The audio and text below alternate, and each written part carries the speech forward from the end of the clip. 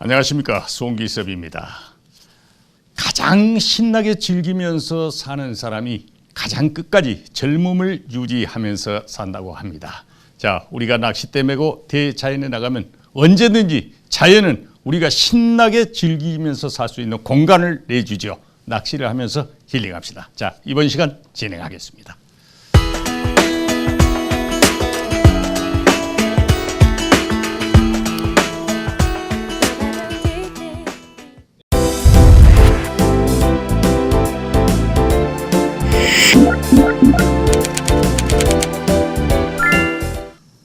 자, 이번 시간에는 붕어 낚시를 하기 위한 기본 채비 개요를 알아보고 그 채비를 하기 위한 중요한 묶음법을 중점적으로 알아보는 시간을 갖겠습니다. 자, 먼저 기본 채비에 대한 개요를 알아보겠습니다. 앞 시간에도 몇 차례 붕어 낚시 채비에 대한 명칭은 언급이 됐습니다만은 우선 붕어 낚시를 하기 위한 채비에는 고정 채비가 있고요. 다음으로는 유동 채비가 기본으로 있고, 그러고 또 하나 추가로 있는 것이 이제 수초 직공 채비.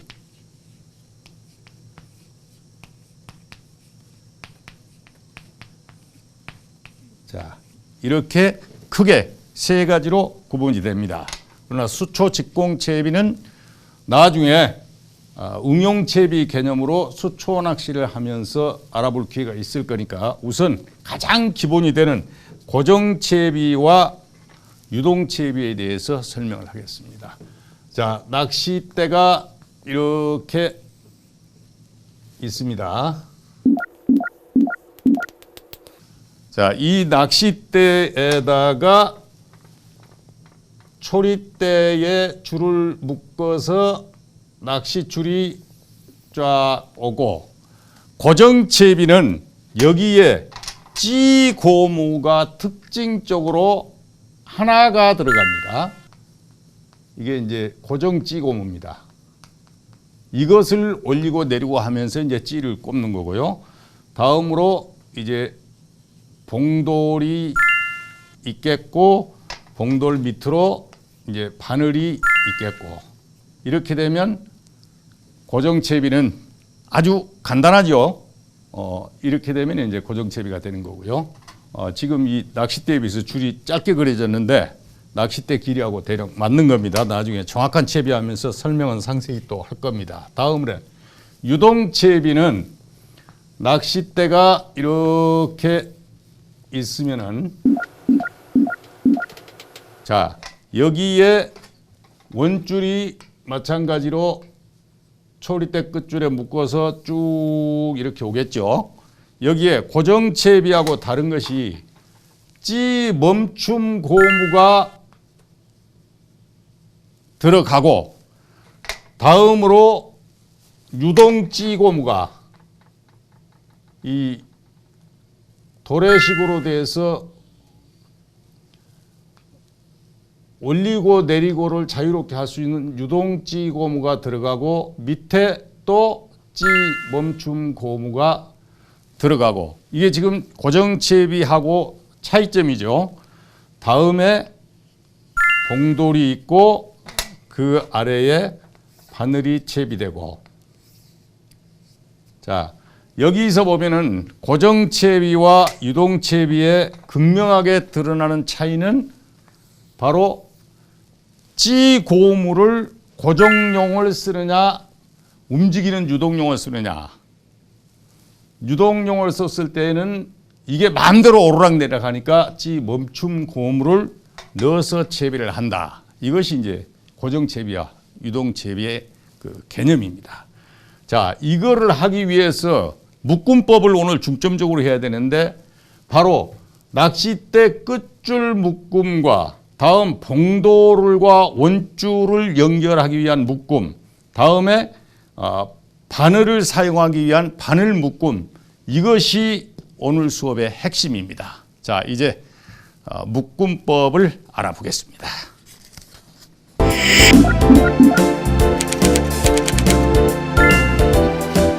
자, 채비 기본 그 개념에서 두 가지를 설명드렸는데 그러면 대물낚시 채비는 어떻게 하느냐? 그거는 개념은 똑같습니다. 다만 강하고 튼튼하게 한다. 그렇게만 생각하시면 되고. 자, 이런 모든 채비를 할 때 묶음 중에서 민물이든 바다든 모든 묶음에서 가장 기본이 되는 묶음이 바로 팔자 묶음입니다. 자, 팔자 묶음이라는 것은 제가 지금 보이면서 여러분에게 설명을 해드립니다. 이 옆에 아무 줄이나 있으면 줄 들고 저를 따라 하시면 아주 쉽게 할 수 있습니다. 자, 이게 낚싯줄입니다. 여기에서 지금 카메라에 잘 보게 하기 위해서 제가 이게 굵은 줄을 가지고 나왔는데 팔자 묶음은 줄을 겹쳐서 이렇게 잡습니다. 잡고 일정한 부분을 동그랗게 이렇게 원을 그려서 한 손으로 잡고 이 잡은 부분을 한 바퀴 이렇게 비틀어서 잡습니다. 이렇게. 그 다음에 이쪽에 나와 있는 이 골을 이 가운데로 통과를 시킵니다. 이렇게. 자, 가운데로 통과시키고는 서서히 당겨보면은 조여지면서 팔자 형식으로 묶음이 되고 있죠. 이 팔자 형식으로 묶는 이유는 뭐냐면 어느 한 부분에 충격이 가는 매듭이 지질 않고 자연스럽게 줄이 흐름을 따라서 조여지기 때문에 끊어지질 않는다는 거죠. 그래서 낚시의 모든 묶음에는 바로 이 팔자 묶음을 사용을 합니다. 제가 지금 한 방법 말고도 유사하게 팔자 묶음 방법은 여러 가지가 있는데 하나만 알면 되니까 저는 이제 이걸로 팔자 묶음은 설명을 하고요. 팔자 묶음을 했을 때 이거를 너무 강하게 잡아당기면은 그 부분에 원줄이 늘어지면서 손상이 갑니다. 그래서 거기가 끊어질 수가 있습니다. 그래서 팔자 묶음 할 때는 조일 때 침을 발라서 마지막 슬그머니 조여 놓으면은 아주 안전하게 쓸 수가 있습니다.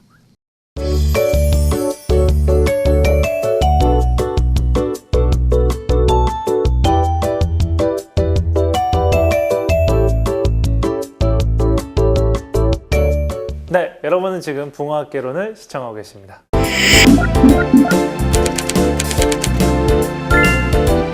자, 다음으로 이제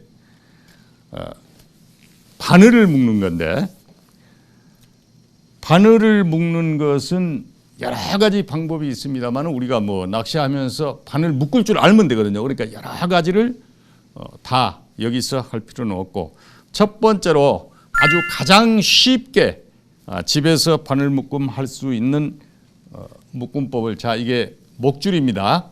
바늘도 제가 일부러 큰 걸 준비했습니다. 잘 보이시게 하기 위해서 바늘을 이 끝부분이 손바닥 쪽으로 가게 귀가 바깥쪽으로 가게 잡고요.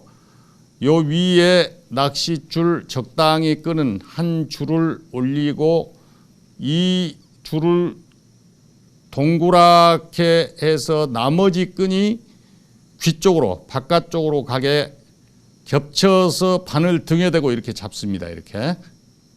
자, 이런 상태에서 낚싯줄 바깥쪽에 하나를 잡고 이 끝줄 겹친 것이 따라 돌지 않도록 이렇게 슬슬 누르면서 네다섯 바퀴 돌립니다. 자, 돌렸죠? 그러고 나서 이 부분이 풀리지 않도록 이렇게 손으로 잡고 이 줄을 슬그머니 끝까지 이렇게 당겨줍니다. 당겨주면 자, 여기에서 어떤 묶음도 하지 않고 돌려서 지금 당겼습니다. 자, 과연 바늘이 어떻게 묶였을까요? 자, 바늘은 바로 이렇게 묶음이 됐습니다. 자, 이 상태에서 지금은 바늘 등 쪽으로 줄이 묶인 게가 있죠. 이거를 돌려서 귀, 배 쪽으로 이 넓은 쪽으로 슬그머니 당겨놓고 이 끝부분 나온 부분을 절단을 해주면 바늘 묶음이 됐습니다. 자, 그러면 이렇게 묶은 바늘 묶음이 과연 튼튼하게 묶였을 것인가? 제가 풀어보겠습니다. 자, 풀어보면은, 자, 한 바퀴 줄이 이렇게 풀렸습니다. 그럼에도 불구하고 그대로 나머지는 튼튼하게 묶인 채입니다. 다음에 또 한 바퀴를 또 풀어보겠습니다. 또 풀어도 다음 나머지가 또 이렇게 튼튼하게 묶여 있습니다. 따라서 특별하게 눈에 보이는 매듭을 하지 않았지만 바늘 묶음은 이렇게 해서 아주 튼튼하게 된다.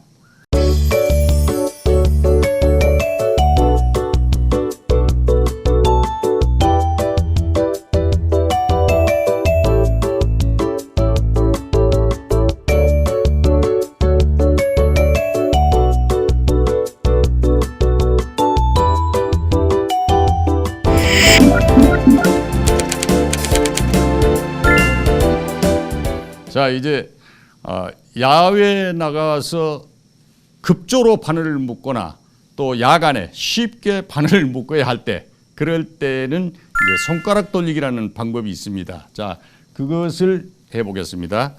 자, 이때는 바늘이 귀가 손바닥 쪽으로 가고 미늘이 바깥쪽으로 가게 이렇게 잡고요. 여기에 적당한 길이로 줄 끝을 놓고, 이 줄은 앞에 했던 것과는 다르게 원줄이 길게 지금 있습니다. 이 원줄을 손등 바깥쪽으로 해서 동그라미를 그려서 이렇게 잡습니다. 그렇게 하고 이 동그라미 속에 손가락 2개를 이렇게 넣습니다. 이렇게 넣어서 이 바늘 전체를 안에 있는 끝줄이 따라 돌지 않도록 안쪽에 가 있도록 이렇게 해서 돌립니다. 자, 돌리는 거 보이시죠? 이렇게 해서 4바퀴나 5바퀴를 돌리고 나서 이 부분이 풀리지 않도록 붙잡고 이 줄을 당겨줍니다. 이 줄도 마찬가지로 당겨줍니다. 이렇게. 자, 당겨주면, 자, 묶은 모습은 어떻게 됐을까요? 자, 놓아 보겠습니다. 자, 이렇게 묶였습니다. 이거는 묶은 모습이 앞에 묶었던 거하고 차이가 없죠.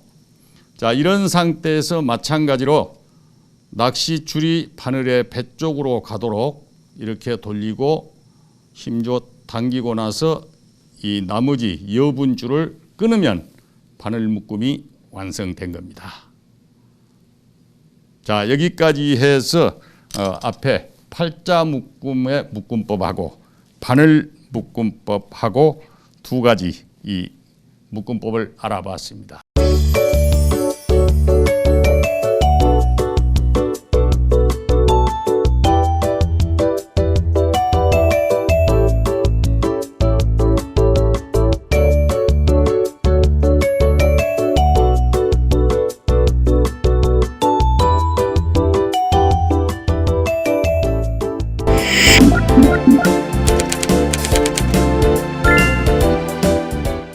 다음에 이제 낚싯대하고 연결할 때 묶는 것이 한 가지가 있거든요.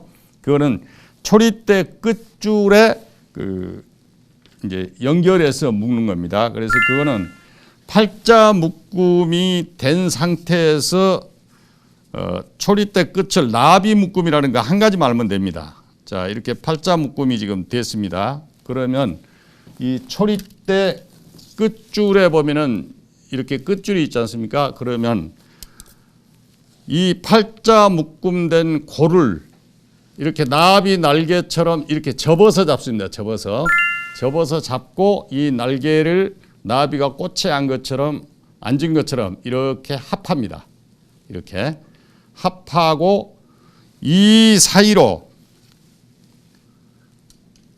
낚싯대 끝줄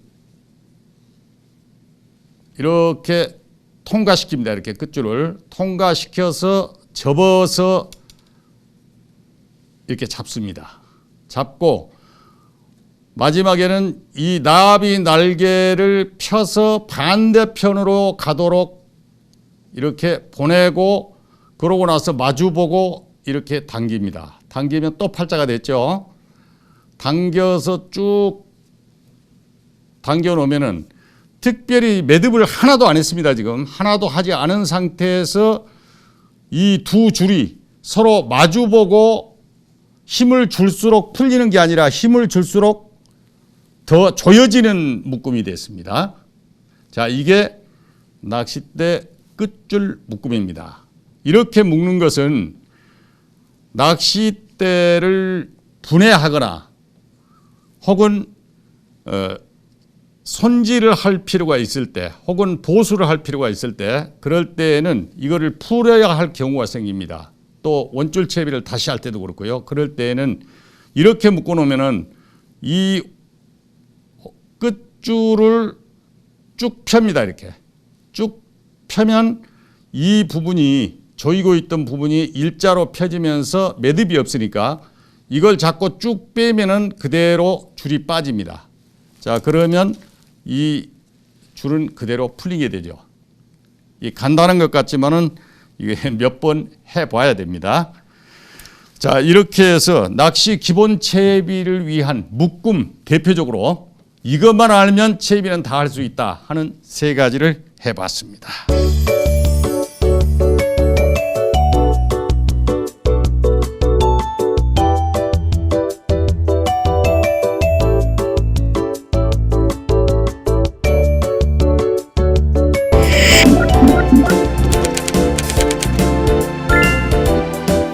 자, 묶음을 하면서 아까 바늘 묶음 했었죠. 그때 이제 목줄에 관련된 얘기인데 인터넷에 쭉 낚시 공부하면서 검색하다 보면은 목줄이 빳빳해야 꼬이지 않고 좋다 하는 얘기가 나옵니다. 그게 무슨 얘기냐면은 낚시 채비가 정렬할 때 봉돌이 있고 낚싯줄이 이렇게 있으면은 낚시를 던지면 봉돌이 쭉 와서 내려앉아서 깔아앉고 목줄이 따라 내려오다가 봉돌이 먼저 바닥에 닿는데 뺄 꼬여가지고 있어서 입질 받는데 지장이 있다 이런 얘기거든요. 그런데 절대로 이런 일은 안 생깁니다.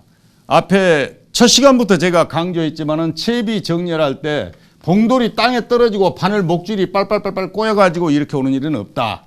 바늘이 먼저 닿고 봉돌이 오기 때문에 항상 목줄은 바닥에 따로 위치하면서 거의 펴진 상태로 봉돌하고 있다.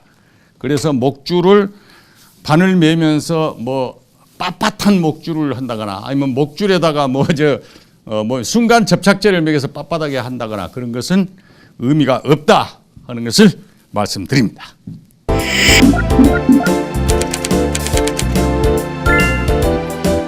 자, 오늘 또 시청자 한 분과 전화 연결해 보겠습니다. 지금 저쪽에서 우리 담당 PD가 오늘은 연예인 중에서 한 분이 전화 연결됐다 그럽니다. 한번 들어보겠습니다. 여보세요?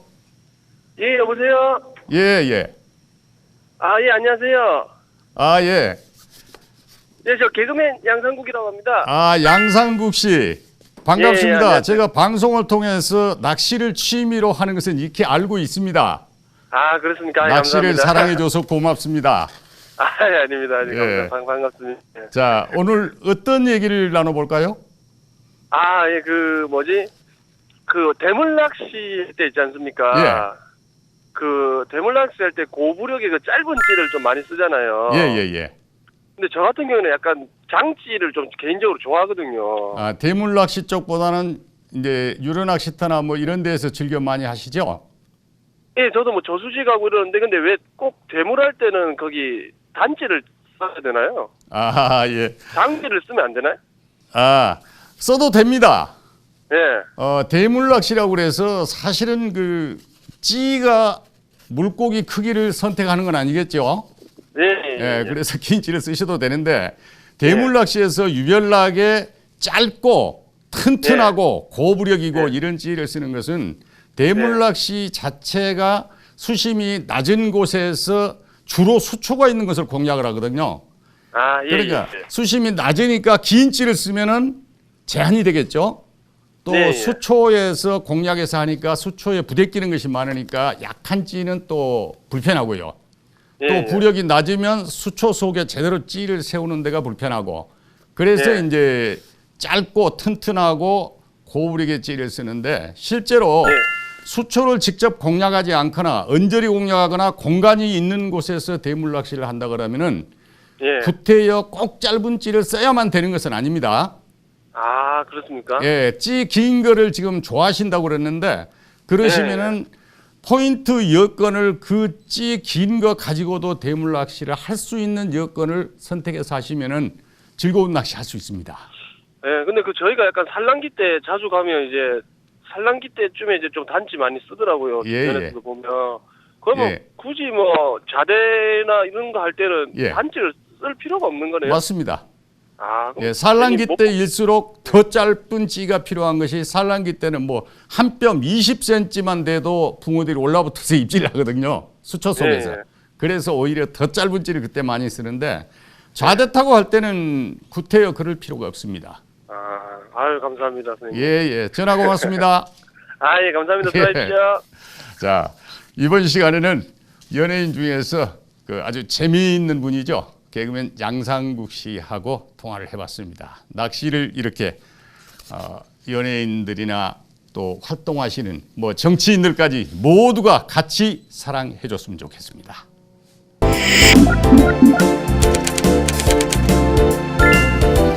자, 이번 시간은 기본 체비도의 개요와 그 체비를 위한 중요한 묶음법에 대해서 알아봤습니다. 다음 시간에는 실제로 체비를 하면서 이 묶음법을 활용하는 체비 완성 시간을 갖도록 하겠습니다. 자, 고맙습니다.